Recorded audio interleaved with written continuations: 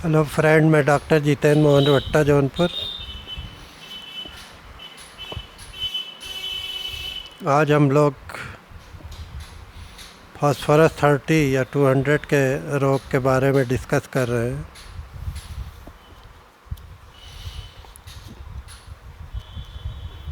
Mail रोगी के लिए इस दवा के स्त्री पुरुष दोनों ही संगम की प्रबल अभिलाषा पैदा हो जाती और रोगी इतना अधिक कामांध हो जाता है कि वह गुप्तांग खोल खोल कर दिखाने लगता है। लेकिन इसके बाद ही एकदम विपरीत अवस्था पैदा हो जाती है। लेकिन इस दवा में भी संभोग की इच्छा बराबर बनी रहती है, यद्यपि रोगी में इतनी शक्ति नहीं रह जाती है कि संभोग कर सके।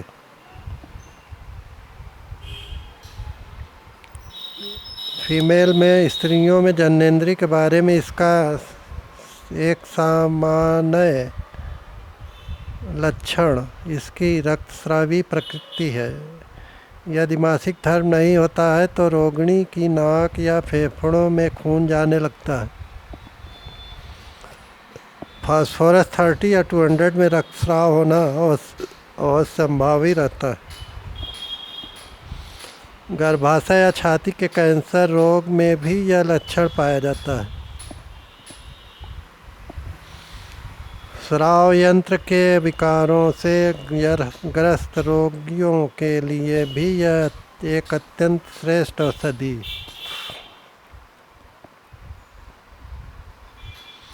इसका प्रमुख लक्षण यह है कि रोगी बहुत कठिनाई से बोल पाता है तथा संध्या में या रात के समय उसका स्वर भंग बढ़ जाता है।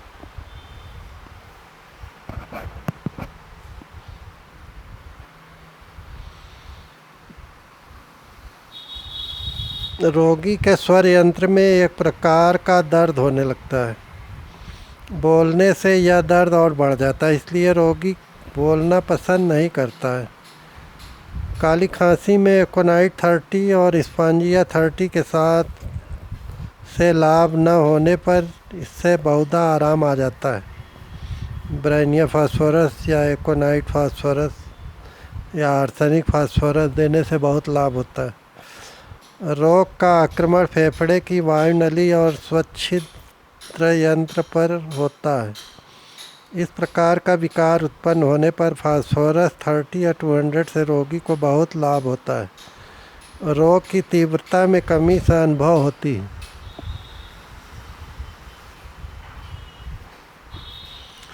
तथा रोज संध्या के समय रोगी को स्वर भंग की शिकायत होती है।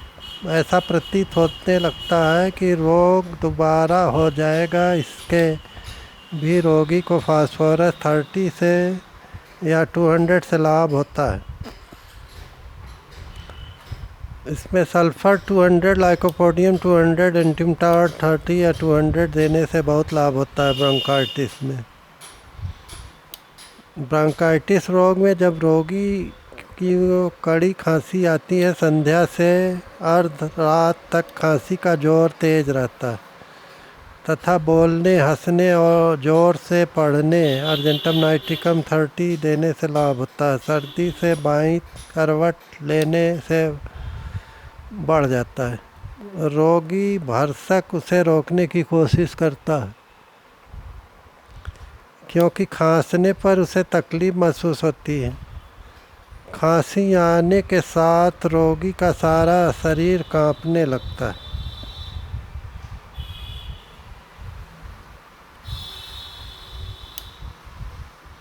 फास्फोरस का एक प्रमुख लक्षण यह है कि फेफड़ों की बीमारी में, चाहे वह तीक्ष्ण हो या जीर्ण, रोगी को सांस लेने में कष्ट महसूस होने लगता है और ऐसा महसूस होता रहता है जैसे छाती पर किसी ने भारी पत्थर रख दिया।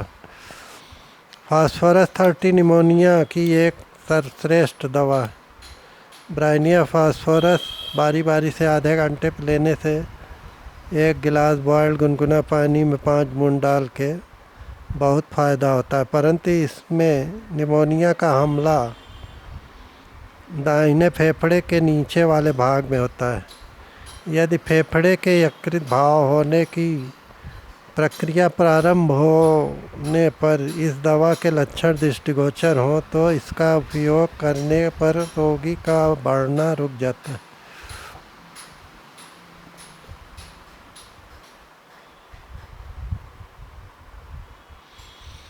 फास्फोरस 30 या 200 निमोनिया की एक श्रेष्ठ दवा है, परंतु इसमें निमोनिया का हमला दाहिने फेफड़े के नीचे वाले भाग में होता है। यदि फेफड़े में के यकृत भाव होने की प्रक्रिया प्रारंभ होने पर इस दवा का लक्षण दृष्टिगोचर हो तो इसका उपयोग करने पर रोग का बढ़ना रुक जाता है। फेफड़े के यकृत भाव वाली अवस्था बीत जाने के बाद रोगी आरोग्य लाभ की ओर अग्रसर होने लगता है। तब यह औषधि रोगी पर चमत्कारिक प्रभाव दिखाती। पूरी फिलॉसफी। इस प्रकार की अवस्था में इससे अधिक गुणकारी और कोई दवा नहीं। ब्रोंकाइटिस रोग में जब रोगी को कड़ी खांसी आती है तो संध्या के अर्ध रात तक खांसी का जोर तेज रहता है तथा बोलने, हंसने, जोर से पढ़ने अर्जेंटम नाइटिकम 30 देने से लाभ होता है। सर्दी से बाईं करवट लेने से बढ़ जाती। रोगी भरसक उसे रोकने की कोशिश करता है क्योंकि खांसने पर तकलीफ महसूस होती। खांसी आने के साथ रोगी का सारा शरीर कांपने लगता है, लेकिन केवल निदान संगत लक्षणों पर निर्भर रहकर ही इस दवा का अविवेकपूर्ण प्रयोग नहीं करना चाहिए।